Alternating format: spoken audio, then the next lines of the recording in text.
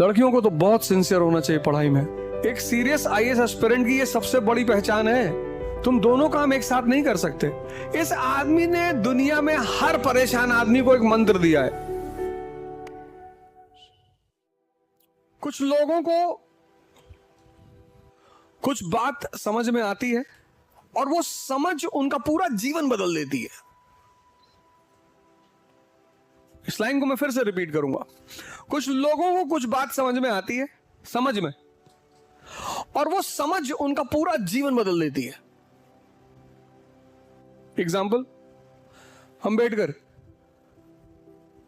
मतलब ये आदमी कंपलसरी होना चाहिए स्कूल में, कॉलेज में, कंपलसरी।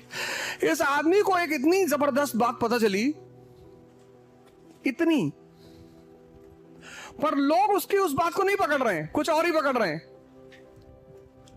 इस आदमी ने दुनिया में हर परेशान आदमी को एक मंत्र दिया है। तो एक फॉर्मूला है, इस आदमी ने एक चीज दी, एजुकेशन। इस आदमी ने हर आदमी को, हर वो आदमी, तुम में जितने लोग परेशान हैं जीवन में, इसने फॉर्मूला दिया इस आदमी ने, एजुकेशन का। पढ़ लो। जब तुम पढ़ते हो, पढ़ने का फायदा क्या है? जब तुम पढ़ते हो और अगर सिर्फ पढ़ते हो तो तुम तोता हो गए, पैरेट। लेकिन तोते और इंसान में फर्क यह है कि जब वो पढ़ता है तो वो सोचेगा। अगर वो पढ़ने के बाद सोच नहीं रहा है तो उसकी पढ़ाई खत्म। तो जब वो सोचेगा पढ़ के, तो दुनियावी जो ड्रामा है उससे उसको ऊपर उठना पड़ेगा। तुम दोनों काम एक साथ नहीं कर सकते। इसलिए जो बहुत सीरियस आईएएस एस्पिरेंट्स होते हैं उनको लोग पागल कहते हैं, घमंडी कहते हैं, स्वार्थी कहते हैं। एक सीरियस आईएएस एस्पिरेंट की ये सबसे बड़ी पहचान है। सुन लो बेटा, बाद में कुछ लिख लेना।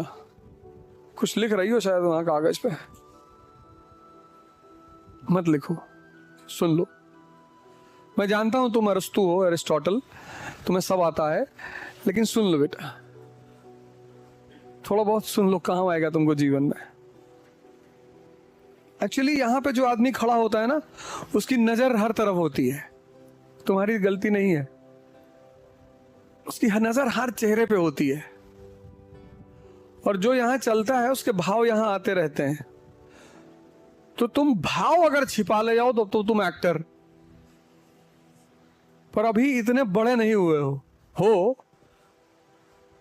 सुन लो, लड़कियों को वैसे ही बहुत अटेंटिव होना चाहिए, वरना लड़कियों की घर से निकलने के बाद एक ही चीज है, गुलामी। लड़कियों को तो बहुत सिंसियर होना चाहिए पढ़ाई में। लड़कियों को मजाक नहीं करना चाहिए भारत जैसे देश में। मतलब स्त्रियों को तो बिल्कुल मजाक नहीं करना चाहिए, एकदम। मतलब तुमको अगर यहां कायदे से रहना है अच्छे से, तो तुमको शक्ति लेनी ही पड़ेगी, और कोई ऑप्शन नहीं है।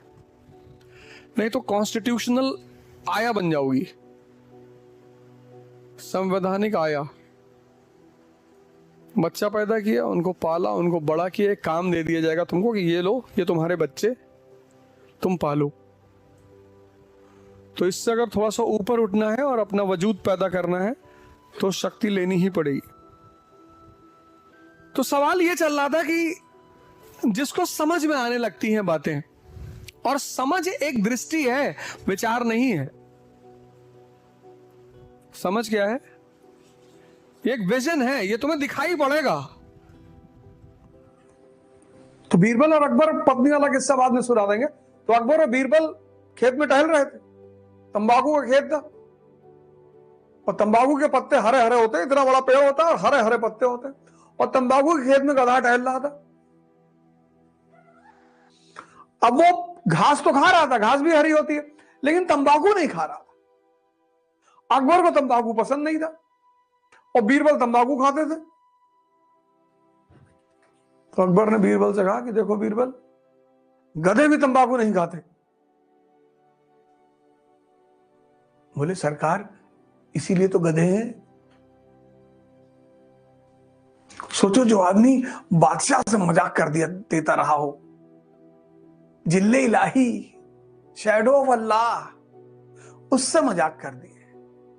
एक दिन अकबर ने दरबार में कहा कि बीरबल यार, मैंने सपना देखा कि मैं शहद के नाले में गिरा हूं और तुम मैले के नाले में गिरे हो। बीरबल ने कहा सरकार, सपना मैंने भी देखा है